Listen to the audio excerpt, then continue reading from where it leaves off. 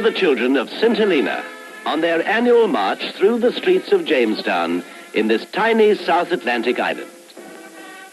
St. Helena is universally known for its associations with the Emperor Napoleon Bonaparte. But this little island, one of Britain's oldest colonies, has a history which stretches back over 4 centuries. The island was formed by volcanic action in primeval times. A dot in the South Atlantic, only 10 miles long by 6 wide, it lies more than 1,000 miles from Africa and nearly 2,000 miles from South America. It is believed to be the oldest land mass in the world, but it was entirely unknown until 1502, when Portuguese mariners returning from a voyage to India first sighted its steep cliffs. It was the feast day of St. Helen, and they named the island in her honor. They found it uninhabited except for birds, seabirds, and a solitary land bird, a type of plover, which, having no enemies, scurries along the ground more often than it flies. St. Helena's wire bird, so called for its long, thin legs, exists nowhere else in the world. The Portuguese found fresh water and lush vegetation, and they kept their discovery a secret for 86 years. The first settler, and the first of many exiles, was a Portuguese Robinson Crusoe. Tortured and disgraced for treason in India, he chose to live here for over 30 years. In the path of the trade winds, St. Helena became a haven for ships on the India route. The voyager Thomas Cavendish chanced upon it in 1588, and soon English and later Dutch ships too began to call. When the Dutch claimed the Cape of Good Hope, the English East India Company occupied St. Helena, and since 1659 the island has been a British possession. In the days when European powers vied for the East India trade, St. Helena became an island fortress, and her defenses were intensified during Napoleon's exile. Most of the vantage points are honeycombed with crumbling batteries and rusting cannon, hauled up the cliffs by block and tackle. But Britain's ownership went unchallenged, and a shot was never fired in anger.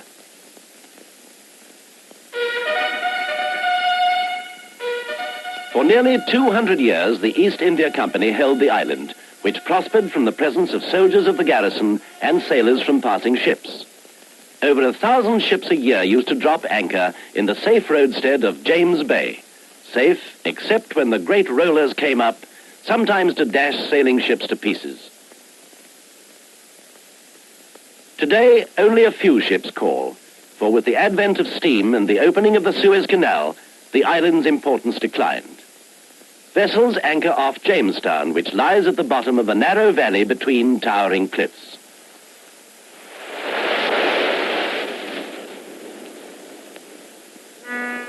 Jamestown, the only town, is separated from the seafront by a moat and is entered through a gateway in the castle wall, leading onto an open square. The castle is the headquarters of the government of St. Helena and her dependencies, far-flung Tristan da Cunha and Ascension.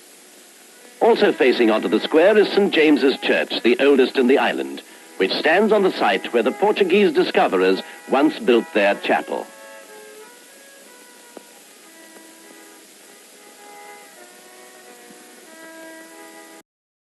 I'm 65 years old and I retired last year. I have been studying with Cambly since the beginning of this year. I would like to tell you why I chose Cambly, my tips on how to use Cambly, and my future goals. It was 5 years ago, when I turned 60, I wondered what to do after retiring.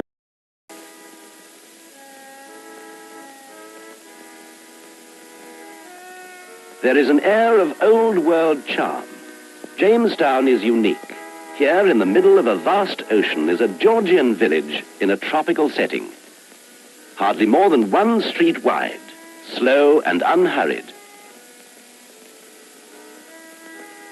The building with the veranda is the Consulate Hotel, the only one in the island. In this building, known as the Canister, is the handicraft shop where the exquisite island lace is sold. Here, too, are displayed relics of the past, an old iron sea chest, perhaps left behind by some 17th century buccaneer, the bell from a wrecked ship, and a reminder that Halley and Maskelyne both came here to study the southern skies, an astronomical instrument. Among the many famous men who visited St. Helena are Captain Cook, Captain Bligh of the Bounty, and Charles Darwin. Royal visits are recorded by patriotic slogans. The streets have quaint names, some of them recalling incidents in the colony's history. Chinese laborers and artisans were brought here in 1800, and some island faces reflect Chinese ancestry. Indian castaways from the Maldive Islands made the gardens of early 18th century Maldivia House, the settlement's first hospital. Here, the Zulu chief Dinizulu stayed for part of his 7 years' exile during the 1890s. But the most famous exile of all arrived in October 1815. He was Napoleon Bonaparte, destined to spend the last 6 years of his life in St. Helena. At first he stayed at the Briars, where he must often have gazed at the lovely heart-shaped waterfall nearby. Elegant Briars Pavilion, presented to France in 1959, is now a small museum of Napoleonic relics.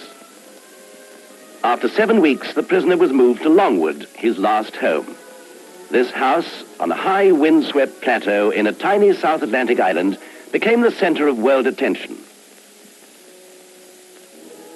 Longwood House has been French territory since 1858.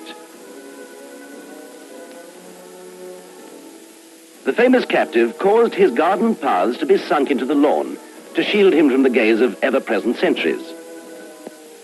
There is a lily pond which bears a curious resemblance to Napoleon's hat. The tiny summer house afforded him privacy, and cut into the shutters of Longwood House are spyglass holes placed to suit the little corporal's height, enabling him to see without being seen. From the house of his companions, Count and Countess Bertrand, he would watch troop movements and horse races on Deadwood Plain. Ill health, quarreling among his retinue, and restrictions imposed by the zealous governor, Sir Hudson Lowe, made his exile hard to bear. He was, however, able to go for rides in the country. And at Mount Pleasant, an estate high in the hills, he was once entertained to a champagne breakfast on the lawns. He didn't see Mount Pleasant again. For 7 months later, in May 1821, the man who'd conquered Europe lay dying. His simple grave bore no inscription. In 1840, his remains were taken back to France, amidst great ceremony, aboard the French frigate La Belle Poule. In charge of the expedition was the Prince of Joinville, son of King Louis Philippe of France. Today, the tricolour flies over the empty grave. The lovely valley of the tomb is also a domain of France. Napoleon's brooding spirit seems to hang over this sad, silent place.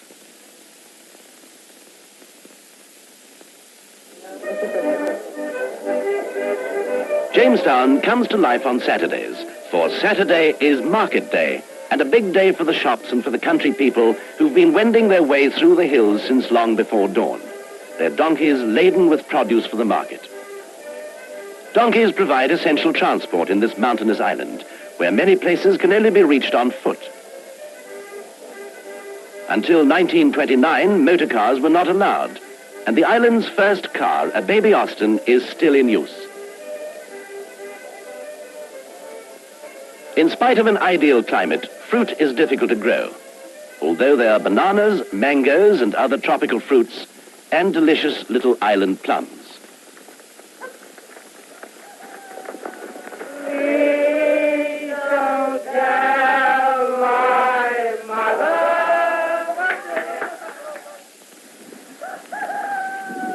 Business over, the donkeys are loaded up, and it's time to start for home, back into the hills and valleys of the interior.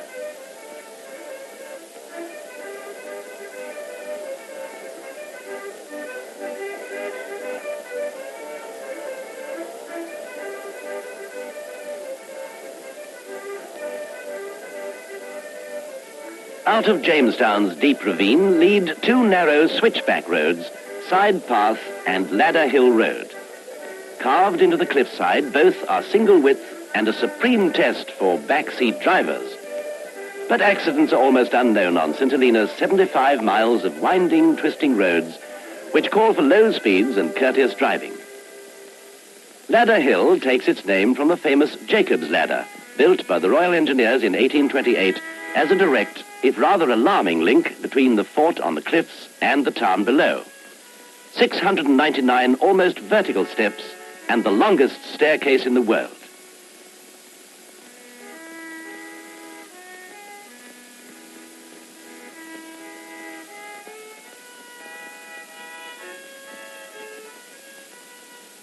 Islanders tackle the heartbreaking climb slowly. They use a curious swinging gait and heave themselves up by the handrails. Going down can be much quicker for those who are prepared to risk the world's longest banister slide. A footpath leads out of town to Munden's Fort, where for 3 years St. Helena's most recent exiles were housed. They were 3 political prisoners from the Sheikhdom of Bahrain in the Persian Gulf, who were released in 1960. Beyond lies desolate Rupert's Valley, a sad place haunted by the ghosts of slaves and lepers.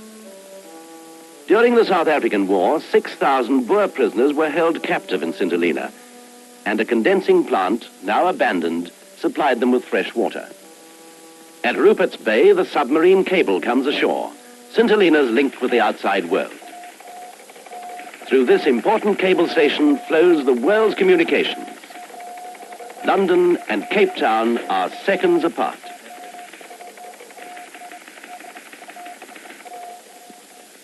Like a continent in miniature, there is astonishing variety in St. Helena's 47 square miles. The bare volcanic clinker gives way to cactus-covered slopes, until at an altitude of 1,500 feet, with startling contrast, the luxuriant uplands are reached. Suddenly the scene becomes one of spectacular beauty, with wooded hillsides, green pastures, and trickling streams.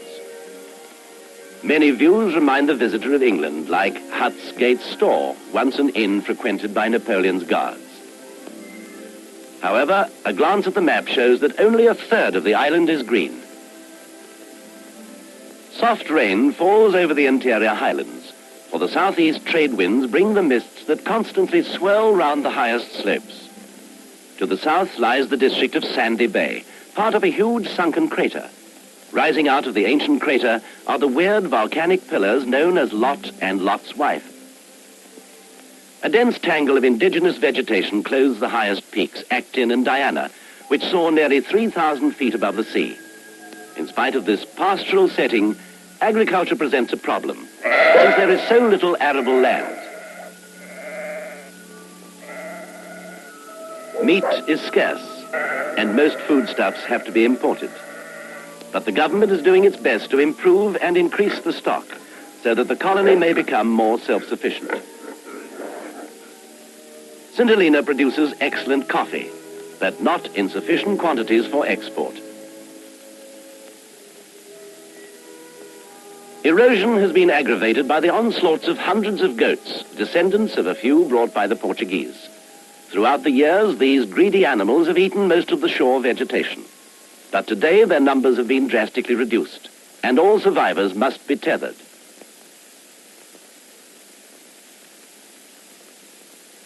The island's main industry is the cultivation and processing of New Zealand flax, which yields a fiber suitable for rope making. The flax, which grows best on the highest ground, is cut and tied into bundles, ready to be sent down to the mill in various ways. From the steepest slopes, an overhead cable is used. In the more accessible parts, it is loaded into lorries. The usual method of transporting the flax bundles is on the backs of nimble pack donkeys. They know their own way down the mountain tracks to the mills in the valleys far below.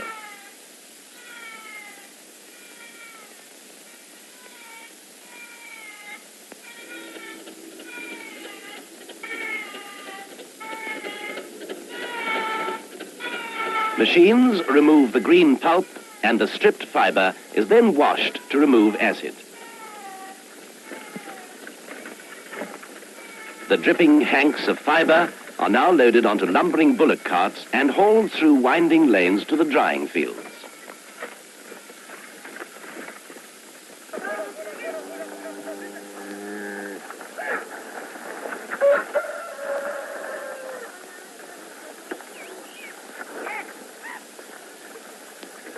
With characteristic motions, the workers spread the skeins of wet hemp to dry, where it forms a golden patchwork on the green hillsides.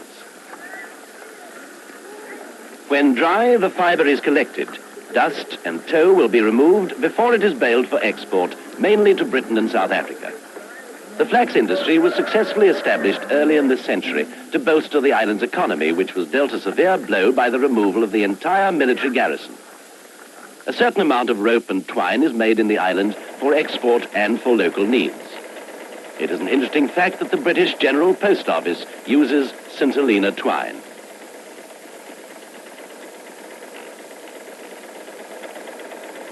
Strands are dyed green to identify rope used in government departments.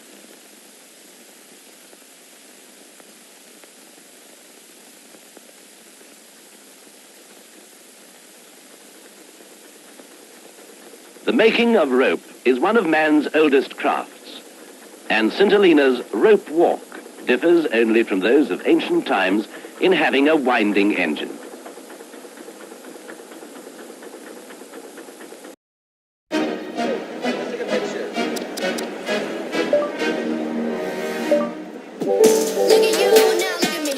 ベストテイクが使える Google が作った AI スマホ Google Pixel 8新登場。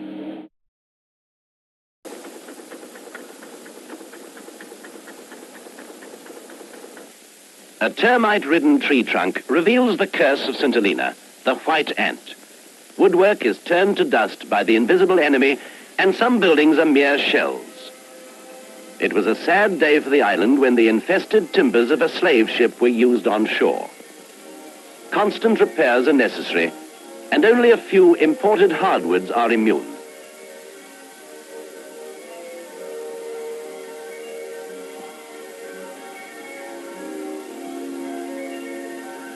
Fortunately, many gracious 18th century houses have survived, such as charming Rose Cottage and Plantation House, the home of St. Helena's governors since 1791.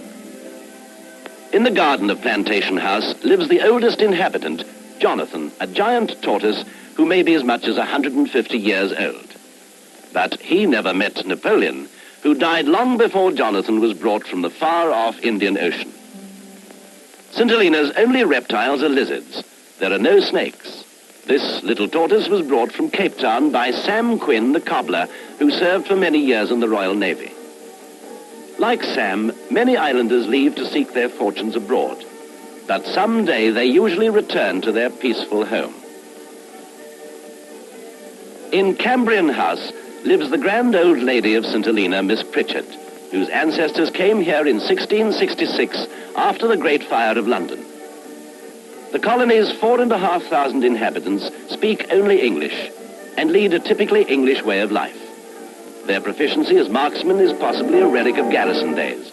They frequently carried off the honors in the colonial small bore competition.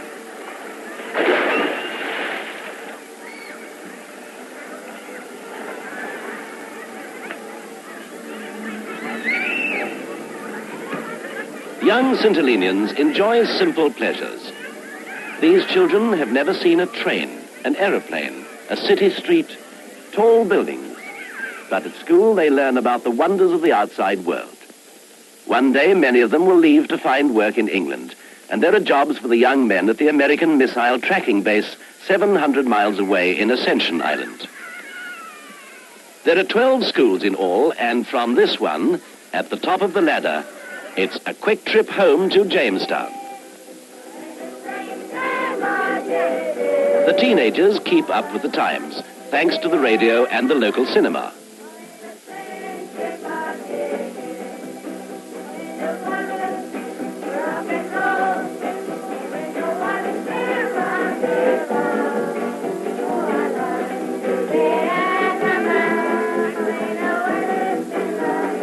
The girls hurry to change into their guide uniforms, while down in the town there is great excitement as the Scouts and Cubs prepare to leave for their annual camp at Thompson's Wood in the remote western end of the island.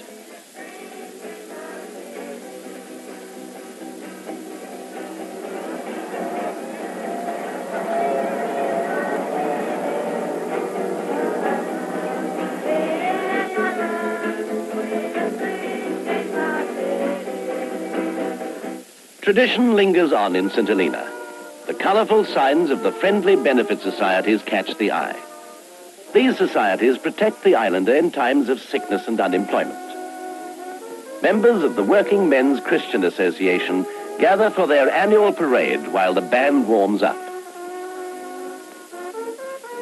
Dressed in their regalia, the men form up for the ceremonial slow march through the streets of Jamestown, ending in a church service.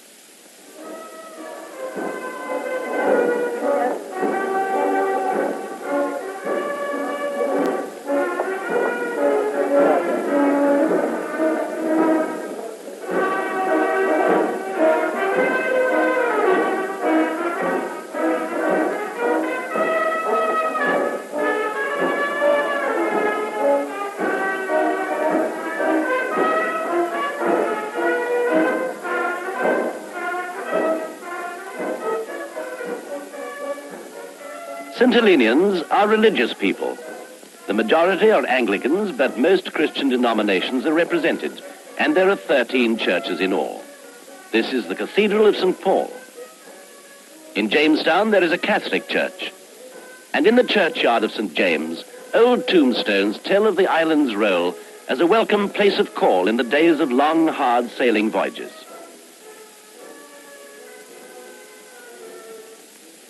Edward Watson, Esquire, judge of the Calcutta Court, expired on this island to which he had come for his health. Major General Hare, late Lieutenant Governor of the Cape of Good Hope, who died at sea. In another churchyard are the graves of the Boer prisoners of war who died in exile. Near Longwood is St. Matthew's, where the Church Lads Brigade is parading today. Far away, under the shadow of Lot, is a Baptist chapel. The congregation have climbed steep mountain paths from their cottages hundreds of feet below. The chapel can be reached only on foot, and the minister has had a long walk too. The Salvation Army meets for an outdoor service in the awe-inspiring setting of Sandy Bay.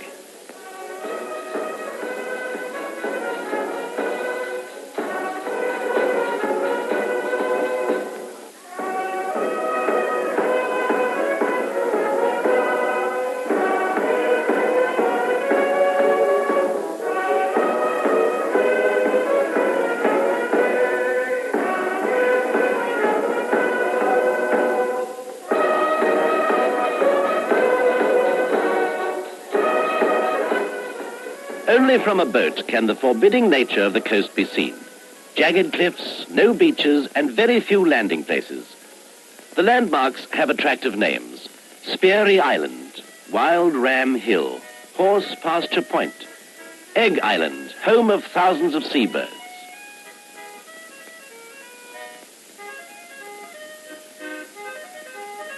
These deep waters are a happy hunting ground for big game fishermen who come from South Africa to enjoy the sport.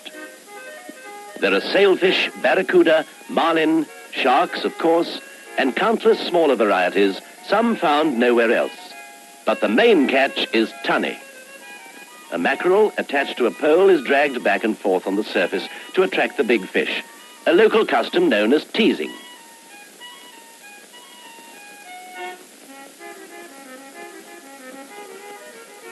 The tunny usually fall for this simple ruse. They never seem to learn. How pleasant at the end of a hard day's sport to return to the peaceful harbour.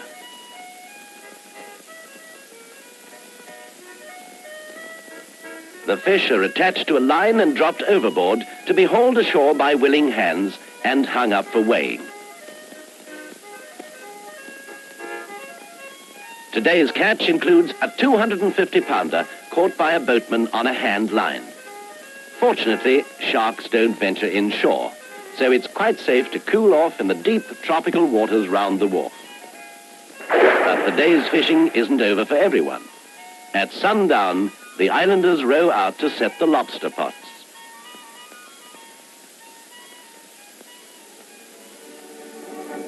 A ship has arrived, filling James Bay with her importance. As the anchor drops, the flag is run up on Ladder Hill. The official launch chugs away from the little port, which has become a hive of activity as the bales of flax are loaded into lighters.60秒でわかるスピーキング力が伸びる仕組み。そもそもスピーキングが苦手な人はチャンクを知りません。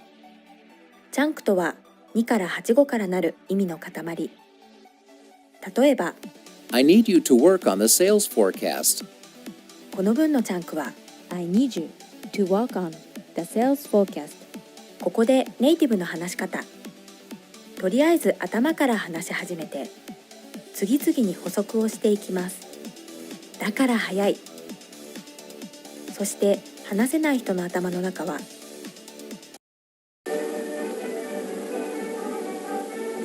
A fleet of longboats waits to ferry passengers ashore. As soon as the government officials have boarded the ship, together with the stevedores who've abandoned their normal jobs just for ship day. Among the passengers are returning Centilenians, coming home on holiday, or perhaps to settle down after years of working abroad.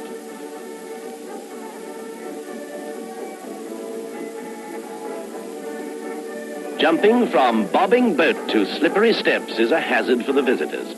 But if Napoleon managed it, so can Aunt Flo. Most of the island's cars are pressed into service to drive the visitors to Longwood and the Emperor's Tomb, with a brief tour of the interior. In the town, there's a brisk trade in stamps and souvenirs, and the tourists have tea in the house once occupied by the Duke of Wellington, Napoleon's great adversary.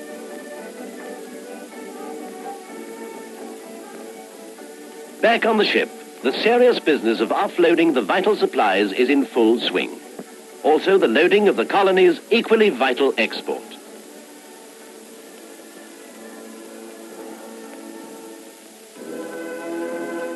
It's a hectic few hours, for the vessel must sail on time to maintain her schedule. When it's all over, the lonely community will settle back into its quiet, leisurely ways to wait with infinite patience the arrival of another ship. Ships were once grateful for St. Helena. Today, St. Helena is grateful for a ship.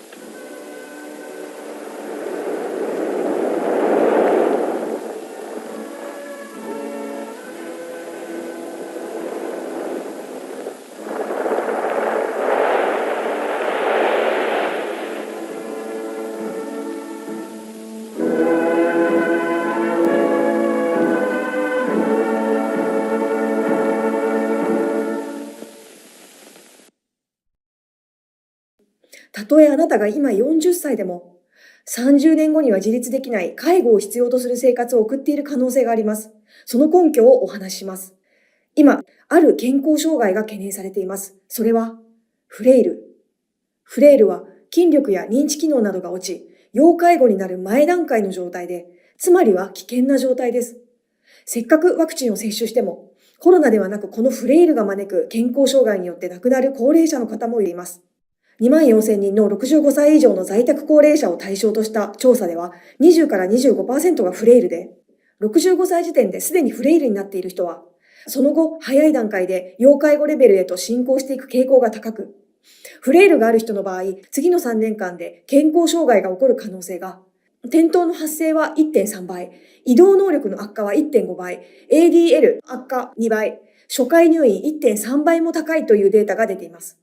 しかも要介護認定を受けるなど自立度に影響が出る危険性はフレイル状態だった方がそうではない人と比較してなんと 2.4 倍も高くなっていました。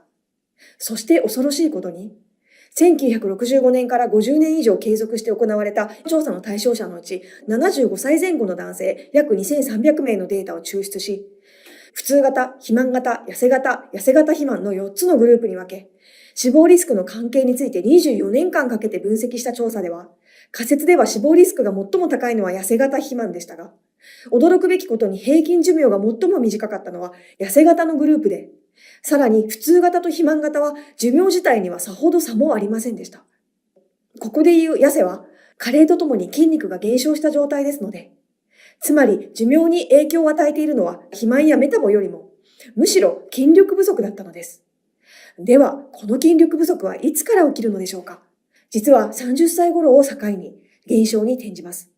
加齢に伴う筋の衰弱がある状態をサルコペニアと呼び、フレイルの手前の段階です。サルコペニアは体の組成が大きく変化する40歳前後から始まり、40歳以上の実に約4分の1が当てはまるようになるとまで言われており、専門家も明確に年を取ってからの予防では遅すぎる、40歳から意識し始めるべきだと警鐘を鳴らしています。40代でも冒頭のテストがきつかった方や、すぐに疲れやすくなった疲労が抜けづらい、階段の上り下りがきつくなった、5時間睡眠でいけたのに最近は6、7時間は必要、風邪をひいてからの回復力が落ちた気がする、最近やる気がなくなった気がする、外出が億劫、椅子や床から立ち上がるとき、よいしょと声が出る。そんな方はサルコペニアの予兆が出ている可能性が高いため、要注意なのです。大雑把に言えば、私たちの筋肉量は何もしなければ30代以降、年 1% ずつ減り続けていきます。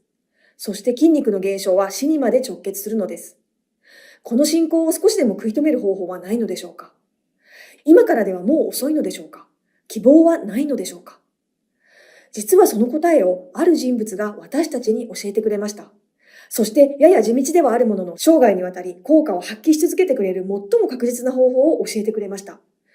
その人物が保健学博士で女子美術大学名誉教授の石田義恵先生。高校時代はインターハイに出場、大学には特待生として入るなど、青春時代は陸上競技に明け暮れ、女子美術大学では保健体育で教鞭を取り、ボディバランスやマラソンのゼミを行う傍ら、より専門的な研究を目指し、運動生理学、絶対筋力の第一人者である東大の福永哲夫教授の門を叩きました。そこで超音波法を使用した身体組成の研究に従事し、フロリダ大学の客員教授となり、トレーニング効果について研究。さらに、日本勤労者産学連盟からの依頼で、登山愛好者の体力づくりや体力測定を行う過程で、自分自身も登山の魅力に目覚めていきます。そんな時、ある重要なことが分かりました。それは登山愛好者のような人々でさえ、加齢とともに筋肉量が順調に減少していくという皮肉な事実でした。歩いたり登山をすることは、筋肉を積極的に維持することには必ずしも寄与していないのです。実は筋肉の落ち方にはある特徴があります。これは若者から高齢者まで約2000名を対象に筋量を測定したものですが、腕の筋量は若者でも高齢者でも大きな差は見られませんでした。つまり、年をとっても腕の筋肉はそんなに落ちません。ところが、下肢、特に太ももの前、大腿四頭筋は50歳以降の減少が急激です。太ももの前の筋肉は歩いたり階段の上り下りなど、日常生活動作において一番大事で、これがないと歩けなくなると言われています。そして70代にもなると20代の約 60% にまで減少します。つまり何もしなければただ落ちていくだけのこの太ももの前の筋肉を死守することが何よりも肝心なのです。実はこれから加齢に伴って起こる筋肉の減少を大幅に遅らせ、判断力やバランス保持力を維持し、運動機能や体力を維持し、転倒・骨折の危険性を低くすることで、何としても寝たきりや要介護だけは回避し、周りに迷惑をかけることもなく、いつまでも健康に好きなところへ出かけたい。孫や子供たちと遊んでいても疲れない自分でいたい。そんな真剣な方だけに、何歳からでも遅くない、生涯動ける体を作り上げる黄金の方法を手にしていただこうと思っています。しかも金銭的リスクゼロで。それがこちらです。元気の学校実践編、生涯動ける体を作る筋肉トレーニング徹底オンライン講座。このオンライン講座では無自覚な30代から衰えを感じ始める40代、そして5、60代、70代以上と、あなたがどの年齢に属していても有効な下半身の筋肉維持法をお教えします。石田先生とナビゲーターの落合優子さんが実際に映像の中で見せながら非常に丁寧に進めていきますので、あなたは見て聞いた内容を実践するだけで習得できる構成になっています。そしてそれらは数回やるだけでも下半身の筋肉にかなりの負荷がかかるのがわかります。きつくなければやり方が間違っているかもしれません。しかし、解説に沿ってやるうちに体感的に分かっていきます。きついのは嫌だな、やりたくないな、忙しいのに毎日できない。そう思われる方も安心してください。石田先生は最初から毎日全部やろうとしないようにと繰り返し、全部やろうとすることは全くの間違いであると禁じ、筋トレのクソ真面目はやめましょうともおっしゃっていて、トレーニングの回数も初めのうちはかなり少ない数に設定されています。つまりこれを見てあなた自身が毎回指定された少ない回数から始め続けるだけで確実に未来に起きていたかもしれない寝たきりや認知症を未然に防ぎ、日々の中で衰えを感じづらくなり、実際の年齢よりも若く見られ、転倒事故のリスクも減り、寿命まで伸ばすことができます。そしてもしすでにあなたが危機的な状況に陥ってしまっていても、それを食い止め、筋肉を取り戻す方法も習得できます。今からでも間に合うのです。今回お届けするコンテンツの最大のポイントは、下半身、特に太ももの筋肉が落ちることのリスクを熟知する石田先生に最短で正しい筋肉をつける実践方法に特化して教えていただいている点です。Amazon でざっと筋肉で調べるとすごい数の筋トレ本がヒットします。その多くは若い男性の引き締まった腹筋や若い女性が笑顔でポーズをとっている表紙です。すぐにとか1週間とか速攻、激落ちといったキーワードも多く見られます。しかし、ここでお話ししているのは生き抜く上で最重要な太ももの筋肉で、そう簡単にはつきません。今日筋トレをやって明日筋肉がつくことはありえない。そう石田先生も断言していて、筋肉がつき始めるのにはどんなに短くても2ヶ月はかかるので、短期集中型ではなく焦らず着実に何よりも続くメニューでなくてはなりません。そのためちょっとじれったいと思う方もいるかもしれません。しかし急がないでください。それにその間何も体感がないわけではありません。今回お伝えするプログラムを少し取り入れるだけでも、早い人は1週間くらいすると何かちょっと違う感じがするという人も出てきます。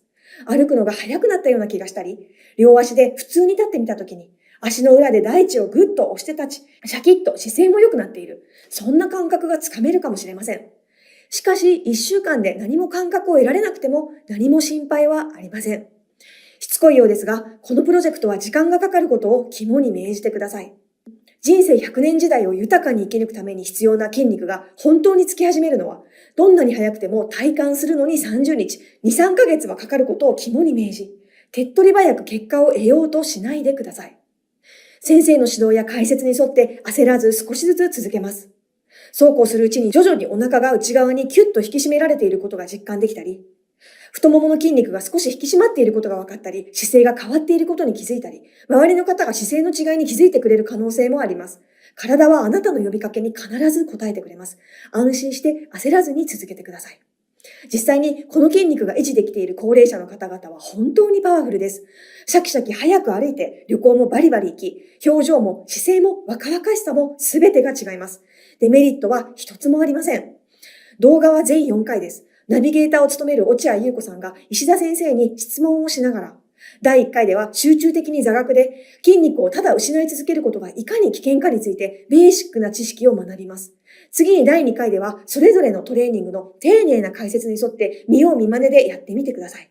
全4回は合計3時間以上に及びますが、初めから通して視聴する必要はありません。まずは第1回と第2回だけの視聴で構いません。第2回は PC やスマホからいつでも見られるようにしておき、最初の1、2ヶ月は第2回だけを繰り返し実践するだけでも十分です。